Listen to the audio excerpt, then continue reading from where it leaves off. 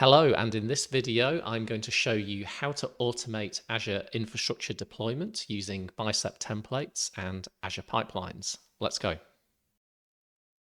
Okay, first of all, we need somewhere to store our Bicep templates and our pipelines YAML code. So let's create a new Git repo in Azure DevOps. So I'm going to go into my tutorials project,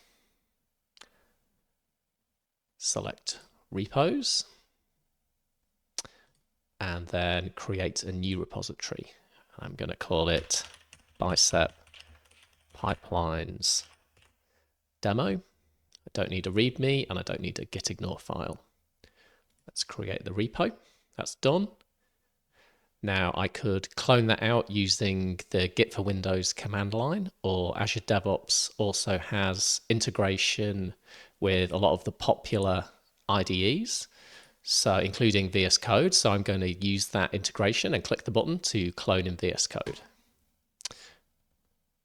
That opens up VS Code here and will give me a window to ask me where I want to store my repo. I'm going to put it in the tutorials folder, select that as my repository destination, and it's now cloning into there. And I'm going to open that folder. And here we have an empty Git repository ready for me to start adding my Bicep templates. To keep things simple for this example, I'm just going to deploy a storage account. So I'll create a new Bicep file. So new file, I'm going to call it storage account.bicep. And then in here, I'm now going to write the code to create a storage account. So use the resource keyword.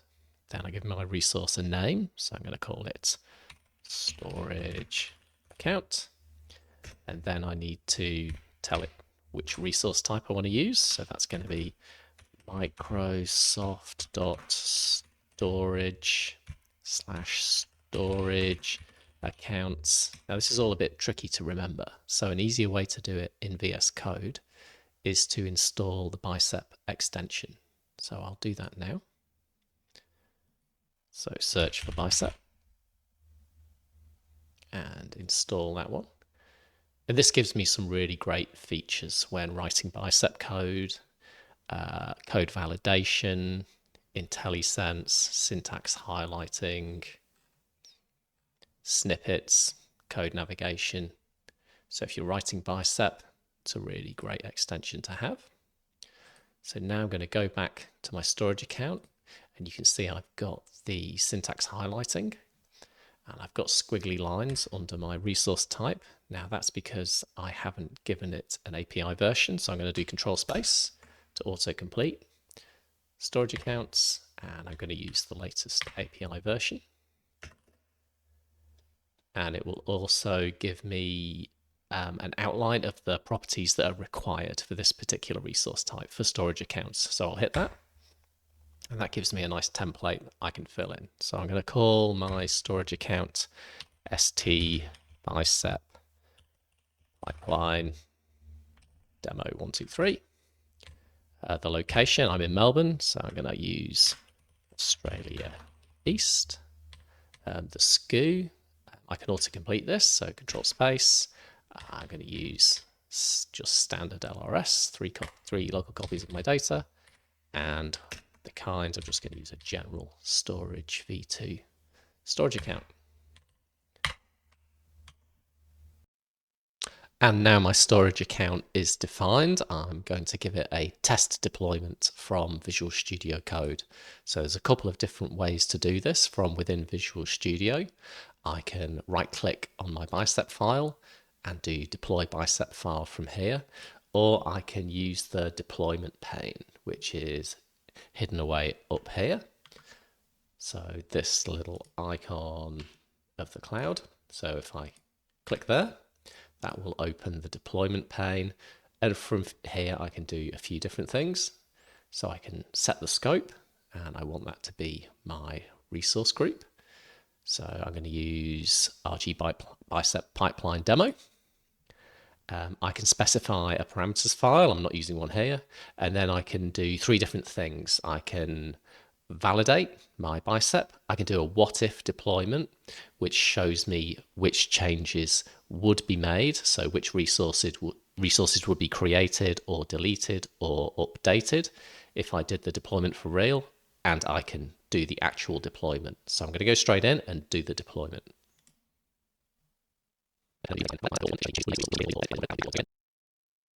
And now you can see that that has finished. So let's go into my Azure subscription, have a look in my resource group, and verify that my new storage account is there. Now let's just view the properties. And there you have it. You can see storage v2 account, standard LRS in Australia East. Now we're happy with our Bicep code, so we can close that and we'll check our code into our repo. So let's stage that file and say create storage account, and then commit and push that change to our repo.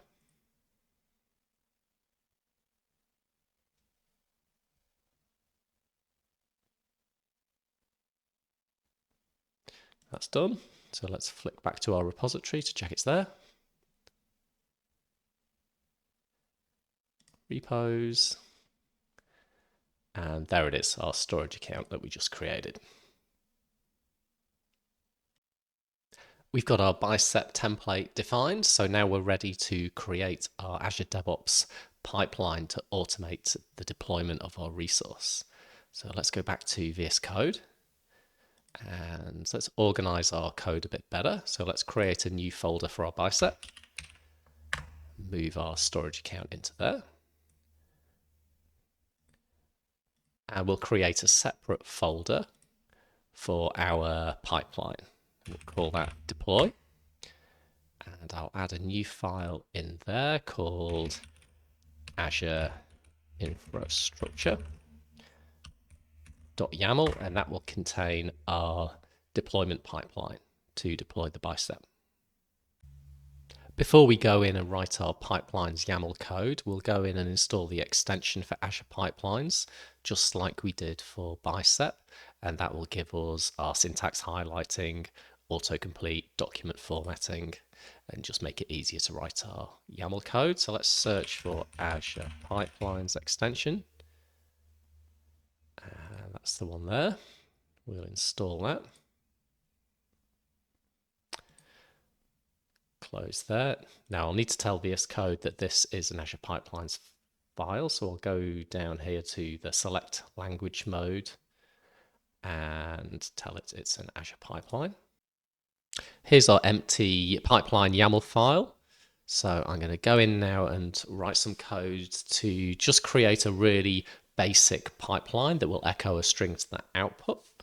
So I'll start off with our steps section, add a script task to echo hello from Azure Pipelines, and then save that. And I will stage create pipeline and commit and push that change to our repo. Now we can go into Azure DevOps and create a new pipeline from that YAML. So we go to pipelines, new pipeline. Our code is in an Azure repos Git repository. So select that. That's the name of our repo that we created earlier. We're going to use an existing pipeline YAML file rather than use one of the starter pipeline templates. We are in the main branch. This is the path to our pipeline YAML file that we just created. And there's our YAML. I'm going to save that to the pipeline. And that's it. We've created a simple pipeline in Azure DevOps. So let's give it a run. And run.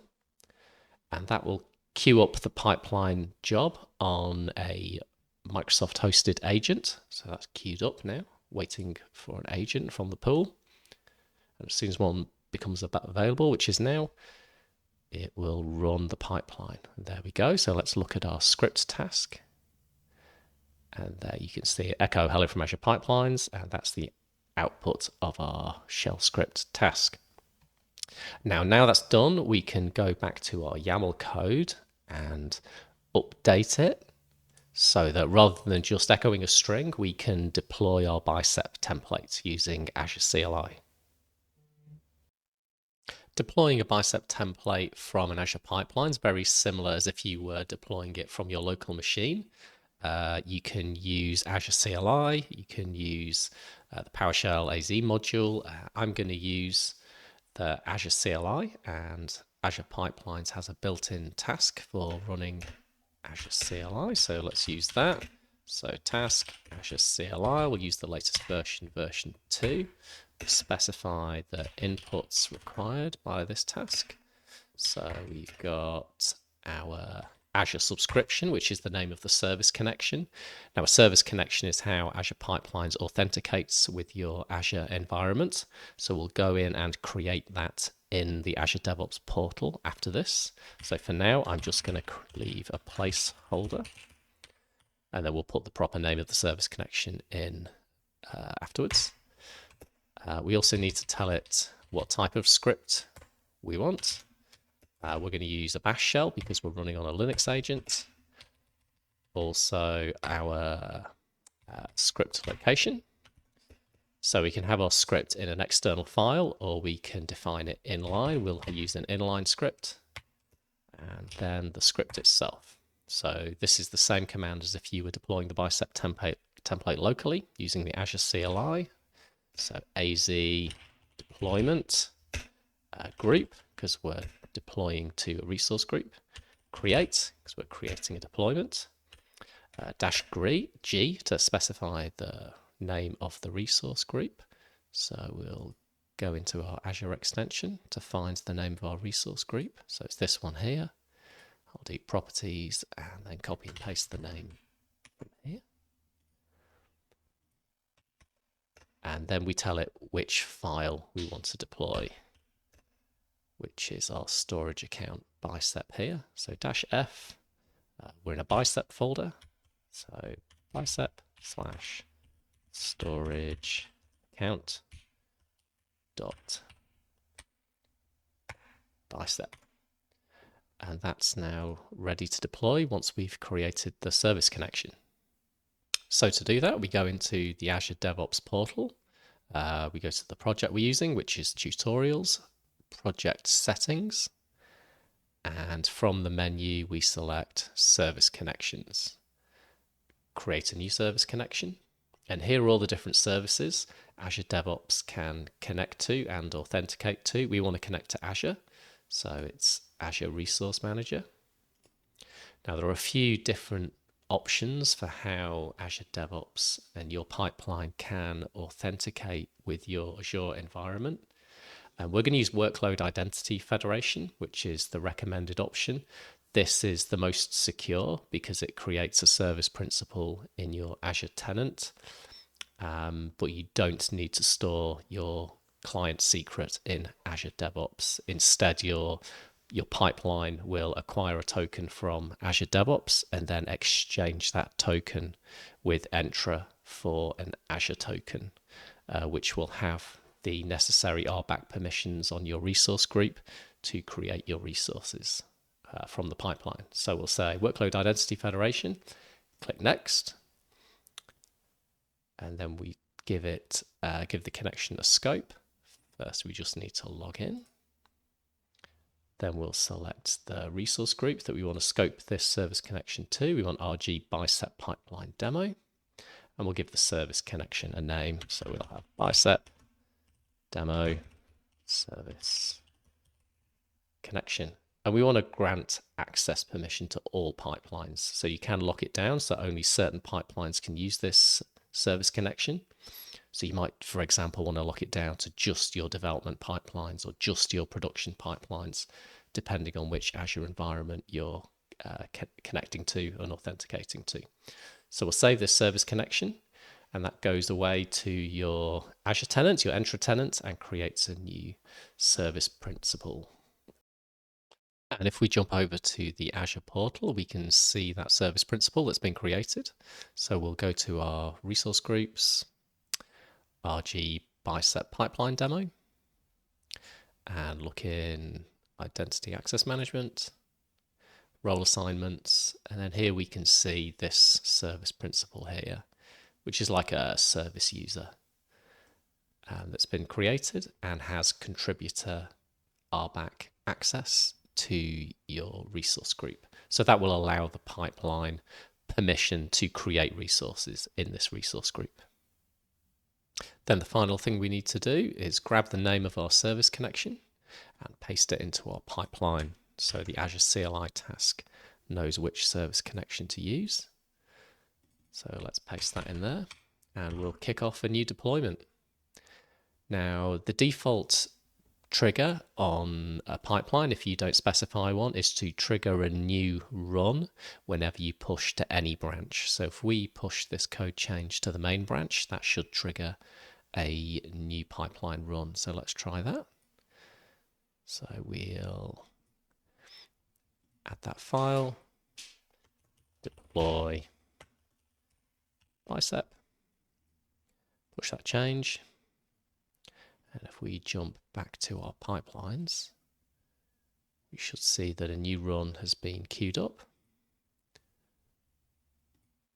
Let's click into there.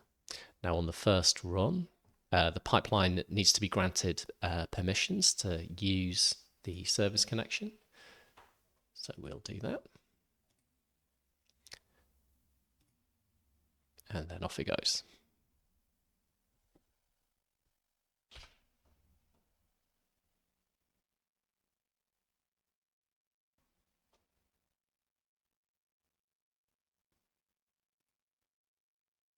Now we can see the Azure CLI task running. It's logged in using the federated token. So that's our workload identity federation.